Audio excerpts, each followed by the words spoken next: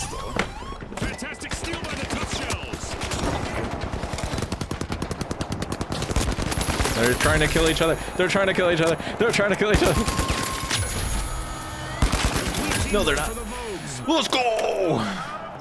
Hey everyone, Tony here, and today we're going to be taking a look at the finals, a destruction-focused competitive FPS from the folks over at Embark Studios. Now, let me make it very clear, if you want to play this game right now, you can. They are holding their very first multi-platform, cross-play enabled open beta for the finals. So if you didn't get to play the game in the past because you didn't get an invite on PC, or because you're on Xbox or PlayStation 5, now's your chance. I'll have links down in the description below so you can get the details on how to do all of that.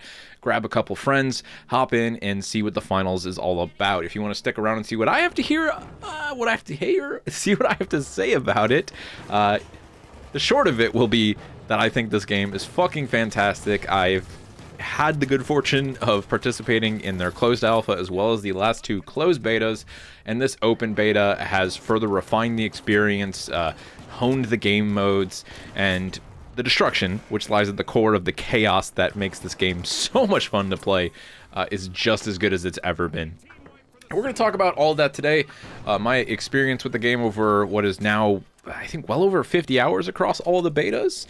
We'll talk a little bit about how it plays, what you can expect if you decide to jump in, but just keep in mind that at any point in time, if you think this game looks fucking sick, you can go check it out right now, as long as you're on Xbox Series S, Series X, PlayStation 5, or Steam via PC. So, let's talk about Embark. Embark is actually a studio made up of ex-AAA developers. This is a common theme, right? The more important detail here is that many of them used to work at DICE on games like Battlefield and Mirror's Edge.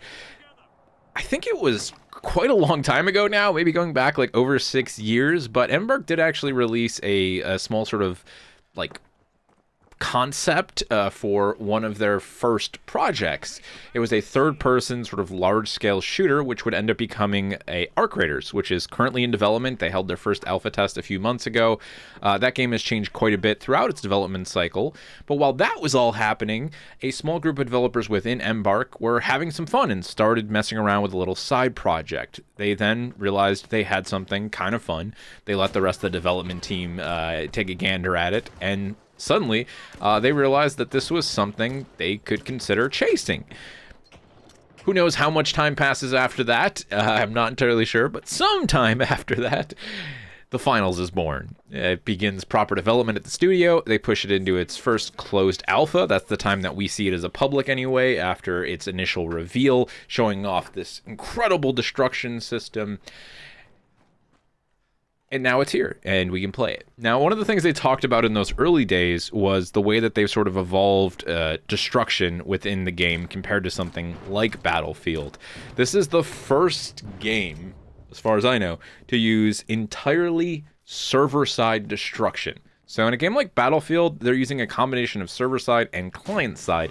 The issue there is that sometimes things don't sync up. Destruction can't necessarily be as live or as scaled as it is here inside of the finals. It's why with the Levolution events in Battlefield 4, they were relatively canned. If you were on a building as it started to collapse, it would kind of instant kill you, making, you know, like a death box that would just take you out. That is not the case with the finals. This is like real-time, player-driven destruction. The amount of stuff in the environment that can be destroyed is really incredible. You'll see entire, like, 3-floor, 5-story buildings slowly crumbling floor after floor after floor as players try to drop the cash-out box down another floor and another floor to steal it from one team and from another team. You know, again, small walls are going to collapse, larger structural integrity is going to start to give way, rooftops can fall on you. You can still die from this stuff if it crushes you, but one of the really impressive things about the destruction in this game is just how stable it is. It's stable destruction. So when pieces are falling, it's really easy to navigate through them and get out of the way. The movement system actually handles this stuff fairly well, and you don't just like instant die to random kill boxes. It's very easy to actually jump onto the stuff. You'll see like makeshift ramps and, you know, little bridges being formed as a building collapses, and you can navigate across all of those things and very quickly set yourself up to continue to engage the enemy.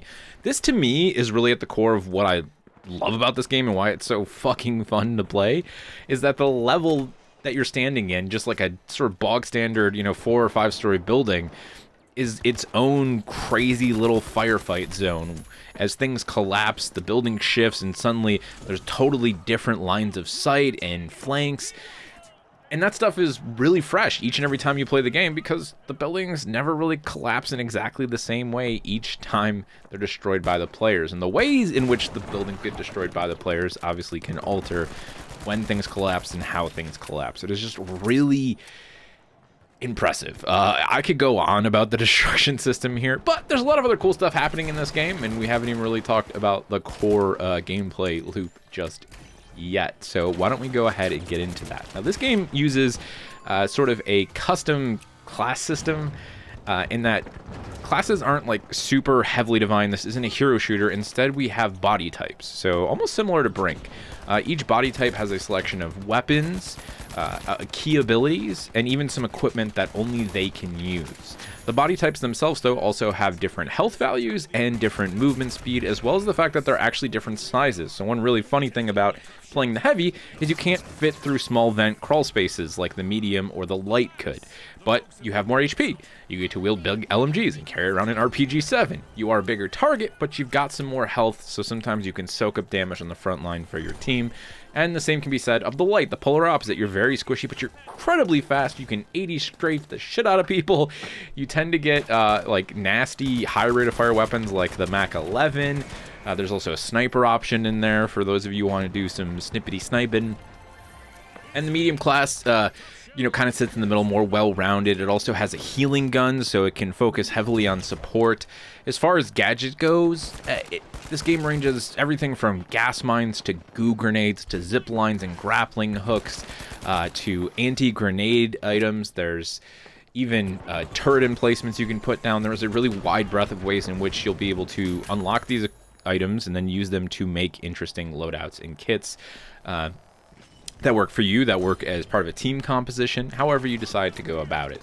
This is actually a really strong part of the game, in my opinion, too. I think it's genuinely hard to do a sort of weight class system like this and have it feel, number one, meaningful, and then also have it not instantly feel like one body type is like the go-to or really frustrating. This is something that was definitely tweaked a lot over the course of the closed testing that I got to play in. I mean, we saw the heavy go from being like pretty strong and very deadly to having some of its weapons tuned down via increased recoil, you know, lower damage. The light was very like harassable. No, the light did a good job of harassing people. Let's just put it that way. All these things have been tweaked and sort of find out, and I'm sure the team's going to do even more after they get the feedback from the open beta, which has like an incredible amount of players. When we played this morning, it was already like 60K on PC. When we played in the previous test, it was much smaller scale, so I'm really excited to see lots of people finally getting hands-on with this game.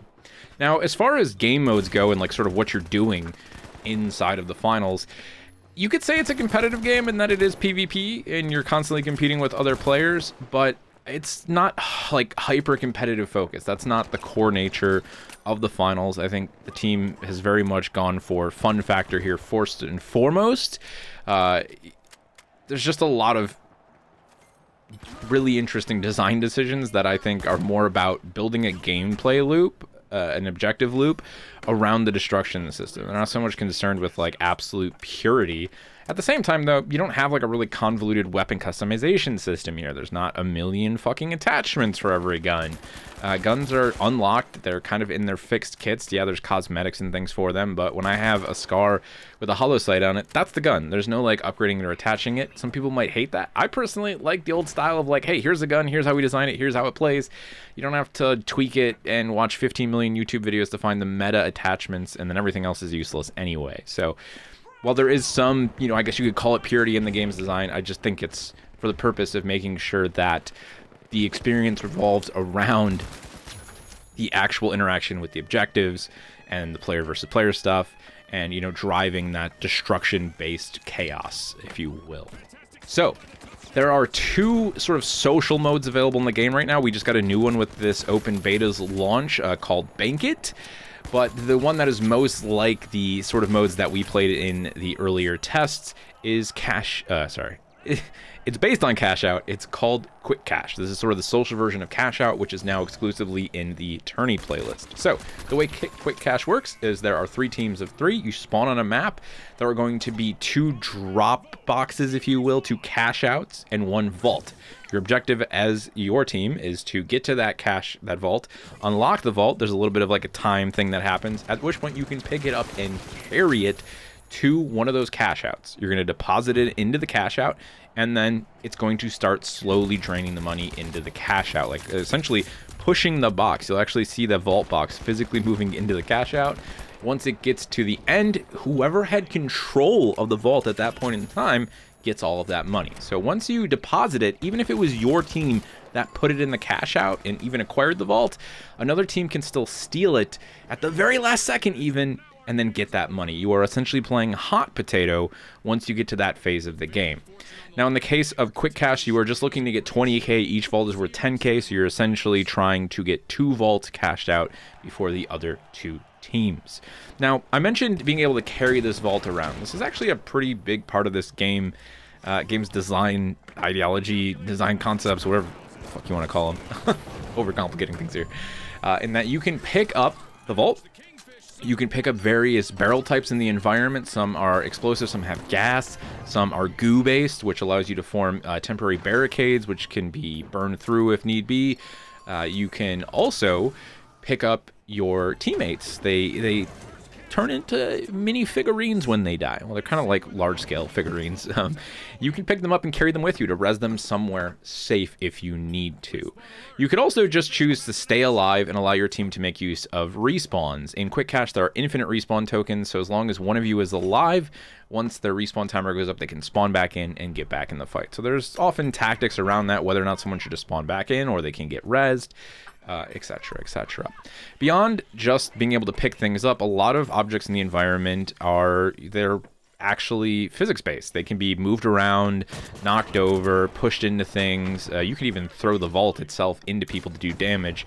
But the cash-out boxes, they can be like exploded and knocked off of things. For example, you're seeing a cash out box on top of a train right now. You could knock that thing off if you wanted, so you didn't have to deal with it being on the train. You can knock it through multiple floors, and that's just a huge part of the gameplay, honestly, sometimes, is they might have a really good defensive position on the 3rd floor of a building, and your team needs to figure out how to take it. Well, breaching charges. You go on the bottom floor, dump a breaching charge onto the ceiling, and drop the thing down to you. The enemy team might fall through. You're ready for them. You hit them with the ambush. That is the finals in a nutshell, in the best possible way. Trust me, the game feels so good when you set up a play like that, or when you burst someone's beautiful defensive bubble with a really well placed just detonation on the backside of a building, opening up their flank and exposing them to all of your gunfire, just ready and waiting. It feels absolutely stellar. Now, I didn't talk too much about gunplay in this game. I know we mentioned sort of the weapon design decisions they made, but the game feels really good. It is definitely a weightier game, especially depending on the classes you're playing. There's a little bit of that actual like animation movement. So while yes, you can like 80 strafe with the slower classes, it's not exactly like the meta thing to do. I don't necessarily think the game plays like Call of Duty. There's a little bit of build up and momentum, right, as your character starts to run. And I just really like the feel of it. I think the movement as a whole in this game feels really good. You can mantle higher ledges. It's very easy to get around and traverse the environment. There's tons of zip lines, vertical zip lines, horizontal zip lines. Some of the classes are going to have toolkits to let them do it, like the jump kit or the grappling hook. The game, wants you to navigate the environment as freely as you can imagine and make use of that to open up new tactical opportunities, new ways to press your advantage, new ways to push out those sick ambushes on the enemy team. And that's where I find the game really starts to shine, is when I come in with my heavy and just start dumping grenade launcher rounds to the back window of this, top floor of this church while my teammates are down there just trying to, harass the enemy team as much as they can. It's a really unique and impressive experience.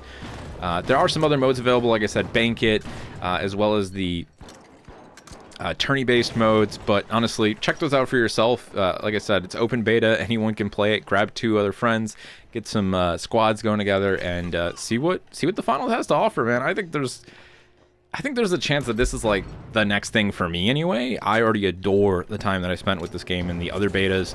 It is the most fun I've had in a shooter in well over a decade. No joke. Like, this game gives me major Bad Company 2, Halo 3 vibes.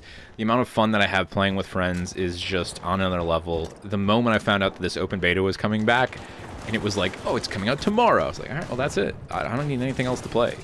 How long's the beta running for? Just let me get in. I cannot wait to just keep playing. There are plans for this game to be free to play when it does finally go into its full release. I have no idea what that window looks like. They progressed through alpha to multiple betas pretty quickly now, but they seem to be a team that's happy to make, big changes when they need to. The refinements they've made to the game modes alone here in this open beta from when I played it, a few months back now in the last closed beta are really impressive. They've dialed in these more casual, forward-presenting playlist options now, whereas my time in the closed beta, it was definitely, I think, a lot harder for new people to pick up the game. Embark's doing a really good job at making sure that, like, the modes people are going to click on when they first boot up the game are ones where they're going to be able to experience the fun that this game has to offer, and, actually understand what's going on and not sit through, like, 45 minutes of, like, a tourney, level difficulty game mode and then just lose and not understand what the fuck just happened. So it's in a good direction. Check the game out for yourself. And that's it. I hope you all are having a good day. Take care of yourselves out there. I'll see you in the next one.